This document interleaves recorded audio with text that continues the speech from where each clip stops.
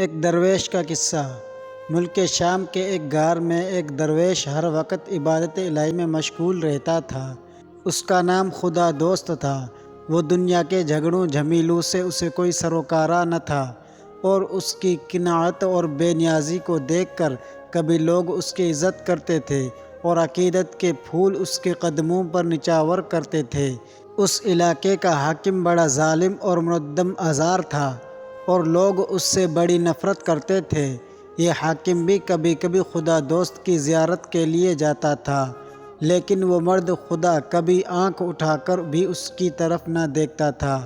ایک دن حاکم نے شکایتاً کہا کہ آپ اللہ کے نیک بندے ہیں، میں حاضر ہوتا ہوں، لیکن آپ نفرت سے میری طرف سے منہ موڑ لیتے ہیں۔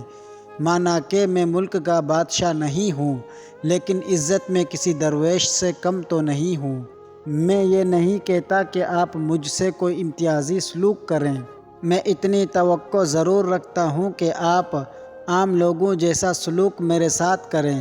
خدا دوست نے جواب دیا کہ اے حاکم، کان کھول کر سن لے کہ اللہ کی مخلوق تیرے ظلم سے نالاں ہے۔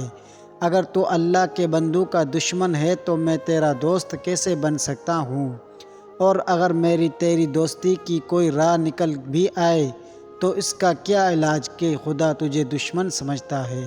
اور خدا سے دوستی رکھنے والے کی اگر کھال بھی ادھیڑ دی جائے تو وہ دوست کے دشمن کا دوست نہیں ہو سکتا۔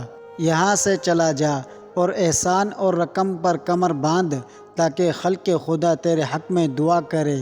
اے بڑے چھوٹوں پر زور نہ دکھا، کیونکہ زمانہ ایک حالت میں نہیں رہے گا۔ میں تجھ سے کہتا ہوں کہ لوگوں کو نہ ستا، اگر تو گر پڑا تو لاچار ہو جائے گا۔ دوستو، اگر ہماری ویڈیو آپ کو اچھی لگی ہو تو ہمارے چینل کو سبسکرائب کریں، بیل کی گھنٹی کو دبائیں تاکہ ہماری ہر نئی آنے والی ویڈیو آپ کے پاس بآسانی پہنچ سکے۔ السلام علیکم۔